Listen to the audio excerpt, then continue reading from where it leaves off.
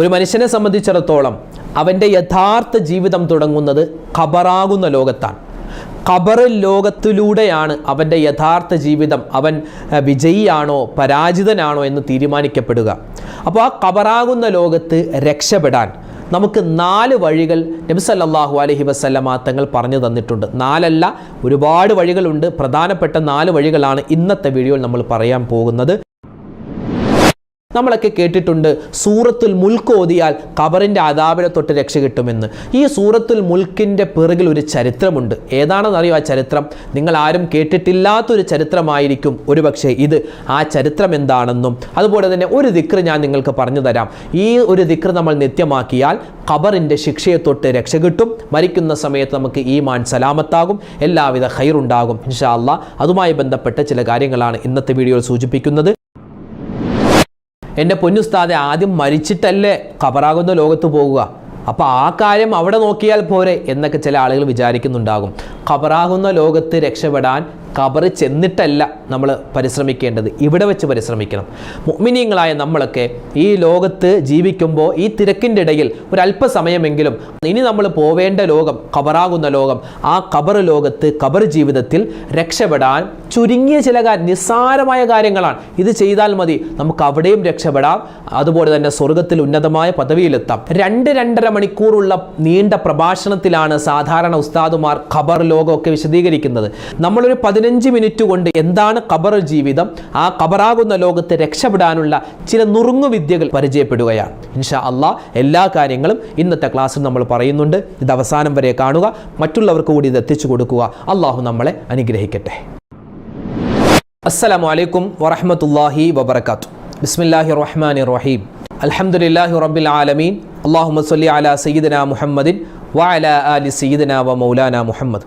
ഏറ്റവും സ്നേഹ ബഹുമാനം നിറഞ്ഞ സത്യവിശ്വാസികളെ, ഉമ്മമാരെ, ഉപ്പമാരെ, കരുണാവാരിധിയായ പടച്ച തമ്പുരാൻ നമുക്കെല്ലാവർക്കും ആഫിയത്തും ആരോഗ്യവും നൽകി അനുഗ്രഹിക്കുമാറാവട്ടെ. ഈ ദുന്യാവിലും നാളെ ആഖിറത്തിലും എല്ലാവിധത്തിലുള്ള സന്തോഷങ്ങളും കിട്ടുന്നവരുടെ കൂട്ടത്തിൽ നമ്മൾ ഉൾപ്പെടുത്തുമാറാവട്ടെ. നമ്മൾ എപ്പോഴാണോ മരിക്കുന്നത് ആ മരിക്കുന്ന സമയത്ത് നല്ല മരണം, നല്ല വാക്ക് പറഞ്ഞ് നല്ല ആളുകളുടെ ഇടയിൽ വെച്ച് മരണപ്പെടാൻ അല്ലാഹു തആല ഇതിന് ശേഷം ഖബറാകുന്ന ലോകത്തിലേക്ക് ചെല്ലുമ്പോൾ സന്തോഷത്തോടു കൂടി നമുക്ക് അവിടെ കഴിയാനുള്ള തൗഫീക്ക് നൽകി അനുഗ്രഹിക്കുമാറാവട്ടെ. ആമീൻ യാ റബ്ബൽ ആലമീൻ. ഒരിക്കൽ നബി സല്ലല്ലാഹു അലൈഹി വസല്ലമ തങ്ങൾ മദീന പള്ളിയിൽ നമസ്കാരം കഴിഞ്ഞിരിക്കുകയാണ്. ഇരിക്കുന്ന സമയത്ത് സ്വഹാബിമാരിൽപ്പെട്ട ഒരാൾ വന്നിട്ട് പറഞ്ഞു, നബിയെ, എനിക്ക് ഈ ഖബറിൽ വിജയിക്കണം. ഞാൻ ഇന്നലെ ഒരു സ്വപ്നം കണ്ടു. ആ സ്വപ്നത്തിൽ ഖബർ ഇങ്ങനെ ഇടുക്കുന്നത് പോലെയാണ് സ്വപ്നം കണ്ടത്. ഞാൻ വളരെയധികം പേടിച്ചു പോയി നബിയെ. ആ സമയത്ത് എനിക്ക് ഈ ഖബറിൻ്റെ അദാബിനെ തൊട്ട് രക്ഷ കിട്ടണം എന്നെനിക്ക് തോന്നി. അതിന് ഞാൻ എന്താണ് ചെയ്യേണ്ടത്? ആ സമയത്ത് അള്ളാഹുവിൻ്റെ ഹബീബ് സല്ലല്ലാഹു അലൈഹി വസല്ലമ തങ്ങൾ ഒരു കാര്യം പറഞ്ഞു കൊടുത്തു. നമ്മളിപ്പോൾ ഈ ഖബറിൻ്റെ അദാബിനെ തൊട്ട് രക്ഷ കിട്ടാൻ എന്ന ഒരു വീഡിയോ കണ്ടാൽ അതിൽ എല്ലാവരും കരുതുന്നത് അതിനിപ്പോൾ സൂറത്തുൽ മുൽക്ക് ഓതിയാൽ മതിയല്ലോ, അതല്ലേ ഇപ്പോൾ ഉസ്താദ് പറയുന്നത് എന്ന് പലരും വിചാരിച്ചിട്ടുണ്ടാവാം. സൂറത്തുൽ മുൽക്ക് ഓതിയാൽ നമുക്ക് ഖബറിൻ്റെ ശിക്ഷയെ തൊട്ട് രക്ഷ കിട്ടും. അത് നമുക്ക് എല്ലാവർക്കും അറിയാം. ഖബറിൻ്റെ അദാബിനെ തൊട്ട് രക്ഷ കിട്ടുന്ന സൂറത്താണ് സൂറത്തുൽ മുൽക്ക്. ആ കാര്യമല്ല ഇവിടെ പറയുന്നത്, വേറെ നമുക്കറിയില്ലാത്ത 4 കാര്യമാണ്. ഇൻഷാ അല്ലാഹ് അതിലേക്ക് പറയാം. അതിനു മുമ്പ് സൂറത്തുൽ മുൽക്കിൻ്റെ കാര്യം പറഞ്ഞപ്പോഴാണ് ഒരു കാര്യം നിങ്ങൾക്ക് പറഞ്ഞു തരട്ടെ. ഒരിക്കൽ നബിതങ്ങളും സ്വഹാബിമാരും യുദ്ധം കഴിഞ്ഞിങ്ങനെ വരുന്ന സമയത്ത് നബിതങ്ങൾ പറഞ്ഞു, നമുക്ക് ഇന്ന് ഇവിടെ കൂടിയിട്ട് നാളെ നമുക്ക് രാവിലെ നമുക്ക് മദീനയിലേക്ക് പോവാം.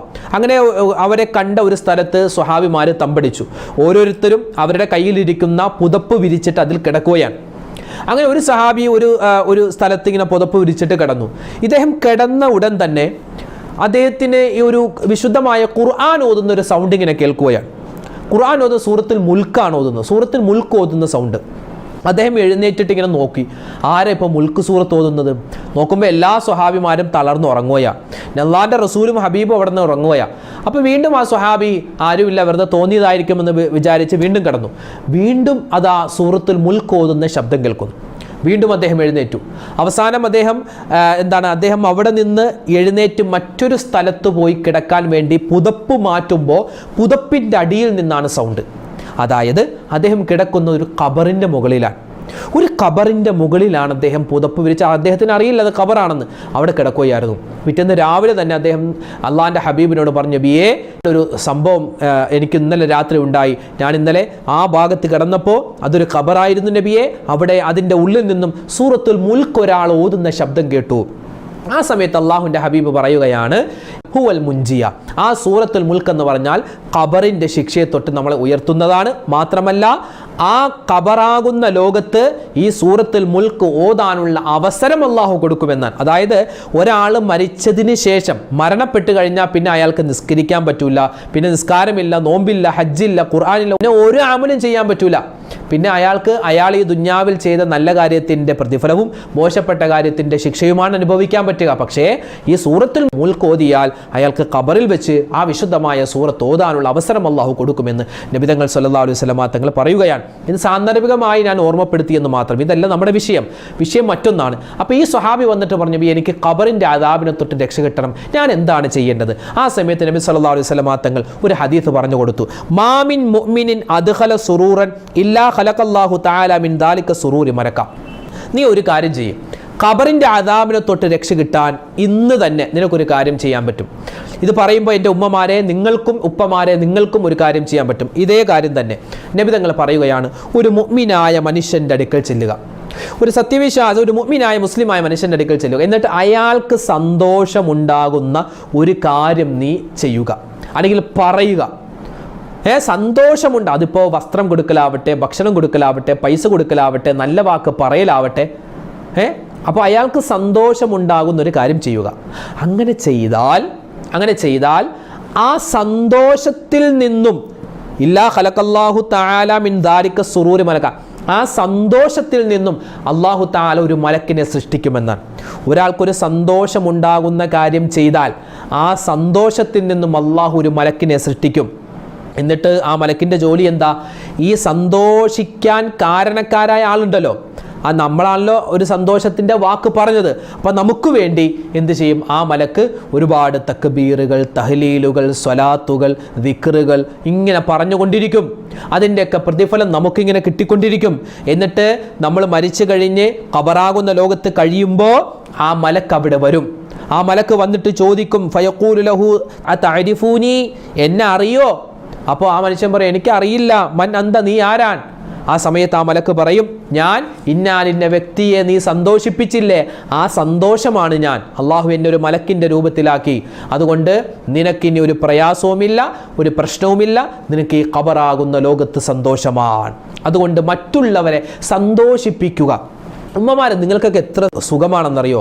നല്ലൊരു ഭക്ഷണം വെച്ച് കൊടുത്താൽ അത് ഭർത്താവ് കഴിച്ച് സന്തോഷമായാൽ, നമ്മുടെ മക്കൾ കഴിച്ച് സന്തോഷമായാൽ, അല്ലെങ്കിൽ ഇപ്പോൾ വിരുന്നുകാർ വരുമ്പോൾ അവർ കഴിച്ചിട്ട് സന്തോഷമായാൽ, അൽഹംദുലില്ലാ, അത് മതി നിങ്ങൾക്ക് ഖബറാകുന്ന ലോകത്ത് രക്ഷപ്പെടാൻ. മാത്രമല്ല, ഇനി നബി സല്ലല്ലാഹു അലൈഹി വസല്ലം തങ്ങൾ പറയുകയാണ്, ഖബറാകുന്ന ലോകത്ത് സന്തോഷം കിട്ടാൻ 4 കാര്യങ്ങൾ. ഒന്ന്, ഐ യൽഖാഹു ബിൽ ഹിബത്തി ഹിസാമ. നമ്മൾ ഒരാളോട് സംസാരിക്കുമ്പോൾ പുഞ്ചിരിയോടുകൂടി സംസാരിക്കുക, പുഞ്ചിരിക്കുന്ന മുഖത്തോടു കൂടി അയാൾ വരവേൽക്കുക. ഇപ്പോൾ നമ്മൾ വീട്ടിൽ നിൽക്കുമ്പോൾ നമ്മുടെ ഭർത്താവ് വരുന്നു, പുഞ്ചിരിക്കുക. നമ്മുടെ മക്കൾ വരുന്നു, ഒന്ന് ചിരിക്കുക. നമ്മുടെ അയൽവാസികൾ വരുന്നു, ഒന്ന് ചിരിക്കുക. ഇപ്പോൾ നമ്മൾ കടയിലിരിക്കുന്നു, നമ്മുടെ കടയിലേക്കും ഒരു ആൾ വരുന്നു, അയാളോട് ചിരിക്കുക. ഈ ചിരിക്കുക എന്നുള്ളത് ഈ ദുന്യാവിലും നാളെ ആഖിറത്തിലും ഗുണമുള്ള കാര്യമാണ്. നബി തങ്ങൾ പറഞ്ഞല്ലോ, നിങ്ങളൊന്ന് പുഞ്ചിരിക്കിൻ. നിങ്ങൾക്ക് അറിയുന്നവരോടും അറിയാത്തവരോടും നിങ്ങളൊന്ന് പുഞ്ചിരിക്കിൻ, ചിരിക്കിൻ. ചിരി സ്വതക്കയാണെന്നാണ്. പിന്നെയോ എപ്പോഴും ഗൗരവം. ചില വാപ്പമാർ പറയും, ഉസ്താദ്, ഞാൻ വീട്ടിലേക്ക് ചെന്നാൽ എൻ്റെ ഭാര്യയും മക്കളും ഞാൻ വരച്ച വരയിലാണ്. ഇങ്ങനെ ഞാൻ വരച്ച വരയിൽ നിർത്തുന്ന ചില വാപ്പമാരെയാണ് മക്കൾ. ഈ വാപ്പമാർ വയസ്സാകുമ്പോൾ മക്കളൊരു വര വരക്കും, എന്നിട്ട് പറയും, വാപ്പ ഇവിടെ നിന്നോളാൻ പറയും. അതുകൊണ്ട് എപ്പോഴും ഈ ഗൗരവം അതൊന്നും വേണ്ട. എന്തിനാ ഇപ്പോൾ ഗൗരവം? ഏത് സമയത്ത് നമ്മൾ ഈ ദുനിയാവെന്ന് പോവാം, അല്ലേ? ചെറിയൊരു ശരീരത്തൊരു തടിപ്പ് വന്നാൽ മതി, എല്ലാ ഗൗരവമൊക്കെ പോകും. ഇന്നിപ്പോൾ ചെറിയൊരു തടിപ്പ് വന്നാൽ ആളുകൾക്ക് പേടിയാ, കുറച്ചോനെ ഇത് ക്യാൻസർ ആണോ, എന്ത് അസുഖമാണെന്ന് പേടിയാ. അതുകൊണ്ട് പിന്നെ ഗൗരവത്തോട് വന്നിട്ട് എന്ത് കാര്യം കിട്ടാനാ? ഇപ്പോൾ ഗൗരവം വേണ്ട, ദേഷ്യം വേണ്ട, ഒരു മൈൻഡില്ലായ്മ. എന്തുട്ടാ ഇപ്പോൾ മൈൻഡില്ലായ്മ? നമ്മൾ ഒരാളെ കണ്ട് അയാളെ മൈൻഡ് ചെയ്യാതെ പോയാൽ, നമ്മൾ വീഴുമ്പോൾ ആ മൈൻഡ് ചെയ്യപ്പെടാതെ പോയാൽ അയാളായിരിക്കും നമ്മൾ സഹായിക്കുക. അപ്പം അതുകൊണ്ട് പരസ്പരം ചിരിക്കുക. തബസ്സും, അള്ളാഹുവിൻ്റെ ഹബീബിനുണ്ടായിരുന്ന ഏറ്റവും വലിയ ഗുണമാണ് തബസ്സും. ചിരിക്കുമായിരുന്നു, പുഞ്ചിരിക്കുമായിരുന്നു. അപ്പോൾ ചിരിക്കുക എന്നുള്ളത് അതെന്താണ്? നമുക്ക് സന്തോഷമുണ്ടാക്കും. ആ സന്തോഷം വഴി നമുക്ക് ഖബറിൻ്റെ ശിക്ഷയിൽ നിന്നും രക്ഷപ്പെടാം. രണ്ടാമത്തേത് തഖ്ദീമുൽ ഹദിയ, പരസ്പരം സമ്മാനങ്ങൾ കൊടുക്കുക. അല്ലെ, സമ്മാനങ്ങൾ, ഹദിയകൾ കൊടുക്കുക. ഭർത്താവ് ഭാര്യയ്ക്ക് സമ്മാനം കൊടുക്കുക. അല്ലെ, വീട്ടിലേക്ക് പോകുമ്പോൾ എന്തെങ്കിലും ഒരു മിഠായി എന്തെങ്കിലുമൊക്കെ വാങ്ങിച്ചുകൊണ്ട് പോവുക, അതൊരു സന്തോഷമാണ്. അതുപോലെ തന്നെ എന്തെങ്കിലും വിശേഷ ദിവസം വരുമ്പോൾ എന്തെങ്കിലും ഒരു സമ്മാനം കൊടുക്കുക. മക്കൾക്ക് സമ്മാനം കൊടുക്കുക, മക്കൾ തിരിച്ച് മാതാപിതാക്കൾക്ക് കൊടുക്കുക. പരസ്പരം കൂട്ടുകാർക്ക് സമ്മാനം കൊടുക്കുക, ഹദിയ കൊടുക്കുക. അതെന്താണ്? വലിയ സന്തോഷമുണ്ടാക്കുകയും അതുവഴി നമുക്ക് ഖബറിൻ്റെ അദാബിനെ തൊട്ട് രക്ഷപ്പെടാനുള്ള ഒരു വഴിയാണ്. തഹാബു എന്നാണ്.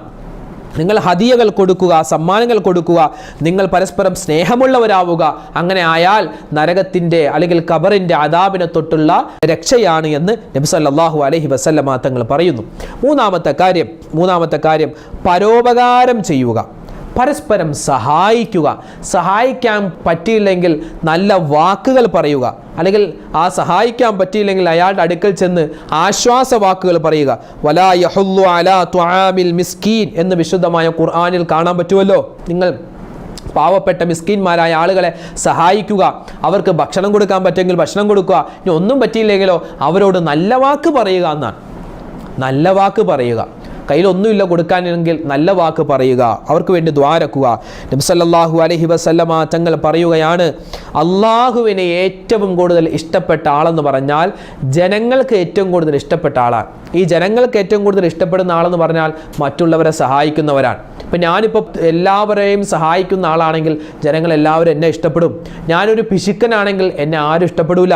അപ്പോൾ ഞാൻ മറ്റുള്ളവരെ സഹായിക്കുന്നവനാവുക, അപ്പോൾ ജനങ്ങളും ഇഷ്ടപ്പെടും, അതുവഴി അള്ളാഹുവും എന്നെ ഇഷ്ടപ്പെടും. അള്ളാഹു ഇഷ്ടപ്പെട്ടാൽ പിന്നെ ഖബറിൻ്റെ ശിക്ഷയൊന്നും ഉണ്ടാവത്തേയില്ല. മൂന്നാമത്തെ കാര്യം അതാണ്. നാലാമത്തേത് പ്രതിസന്ധി ഘട്ടങ്ങളിൽ മറ്റുള്ളവരെ സഹായിക്കുക.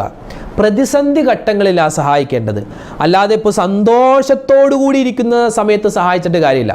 ഇപ്പോൾ പ്രതിസന്ധി ഘട്ടങ്ങളിൽ പെട്ടതാണല്ലോ കല്യാണത്തിൻ്റെ സമയം, അല്ലേ? അപ്പോൾ മകളെ കെട്ടിച്ചു വിടാനുള്ള ഒരു പിതാവിൻ്റെ വ്യഗ്രത, ആ പിതാവിൻ്റെ വേദന നമുക്കൊക്കെ പല ആൾക്കാർക്കും അറിയാം. അപ്പോൾ ആ സമയത്ത് സഹായിക്കുക.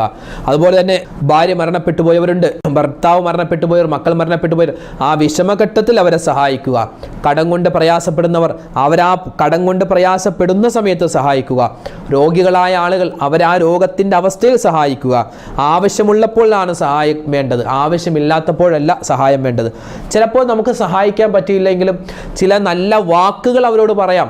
ഇപ്പോൾ രോഗിയായ ഒരാളുടെ അടുക്കൽ ചെന്നിട്ട് നമുക്കൊരു 100 രൂപ കൊടുക്കാനില്ല എങ്കിൽ നമുക്കൊരു നല്ല വാക്ക് പറയാമല്ലോ. അസുഖങ്ങളൊക്കെ മാറും, രോഗങ്ങളൊക്കെ മാറും. ഇതിലും വലിയ രോഗങ്ങൾ വന്ന എത്ര ആളുകൾ രക്ഷപ്പെട്ടു. ഇതൊന്നും വലിയ കാര്യമില്ല, ഇൻഷാ അല്ലാഹ് മാറിക്കോളും, പ്രത്യേകം ദ്വാരക്കാം എന്നൊക്കെ പറഞ്ഞ് അയാൾ ഒരു ആശ്വാസത്തിൻ്റെ വാക്കുകൾ പറയുക. അതെന്താണ്? നമ്മുടെ ഖബറിൻ്റെ അദാബിനെ തൊട്ടുള്ള രക്ഷയാണ് എന്ന് ആദരവായ റസൂലുള്ളാഹി സ്വല്ലല്ലാഹു അലൈഹി വസല്ലമ തങ്ങൾ പല ഹദീസുകളിലായി പല സമയങ്ങളിലായി നമുക്ക് പഠിപ്പിച്ചു തന്ന കാര്യങ്ങളാണ്. അതുപോലെ തന്നെ നമ്മൾ ആദ്യം പറഞ്ഞല്ലോ, ഖബറിൻ്റെ അദാബിനെ തൊട്ട് രക്ഷ കിട്ടാൻ സൂറത്തുൽ മുൽക്ക് നമുക്ക് ഓതാം, സൂറത്ത് തബാറക്ക, അതുപോലെ ദിക്റുകൾ സുബ്ഹാനല്ലാഹി വൽഹംദുലില്ലാഹി വലാ ഇലാഹ ഇല്ലല്ലാഹു അല്ലാഹു അക്ബർ. ഇതെന്താണ്? ഖബറിൻ്റെ അദാബിനെ തൊട്ട് രക്ഷ കിട്ടാനുള്ള ദിക്റാണ്. അപ്പോൾ ഈ ദിക്ർ നമുക്ക് പറയാം. അതുപോലെ തന്നെ ഒരുപാട് എന്താ പറയുക, ഖുർആൻ ഓതുക. ഖുർആൻ ഓത്ത് അധികരിപ്പിക്കും തോറും നമ്മുടെ ഖബർ വിശാലമാവുകയും നമ്മുടെ ഖബറിൻ്റെ അദാബിനെ തൊട്ടുള്ള രക്ഷ കിട്ടുമെന്നാണ്. പിന്നെ അതുപോലെ ദ്വാരക്കുക, മാതാപിതാക്കളോട് നല്ല രീതിയിൽ പെരുമാറുക, പിണക്കങ്ങൾ മാറ്റുക. അതുപോലെ ഒരുപാട് നല്ല അമലുകൾ എന്തെല്ലാം ചെയ്യുന്നു അതിനനുസരിച്ച് നമ്മുടെ ഖബർ വിശാലമാകും, ഖബറിൻ്റെ അദാബിനെ തൊട്ട് രക്ഷ കിട്ടും. ഇൻഷാ അല്ലാഹ് ഈ പറയപ്പെട്ട കാര്യങ്ങൾ ജീവിതത്തിൽ അമൽ ചെയ്യുക. അല്ലാഹു സുബ്ഹാനഹു വ തആല നമുക്കും നമ്മളോട് ബന്ധപ്പെട്ട എല്ലാവർക്കും ഈ ദുനിയാവിലും നാളെ ആഖിറത്തിലും അള്ളാഹുവിൻ്റെ രക്ഷ കിട്ടുന്ന, സമാധാനം കിട്ടുന്ന, അതുപോലെ തന്നെ അള്ളാഹുവിൻ്റെ കാവൽ കിട്ടുന്നവരുടെ കൂട്ടത്തിൽ ഉൾപ്പെടാനുള്ള തൗഫീക്ക് തന്ന് അനുഗ്രഹിക്കുമാറാവട്ടെ.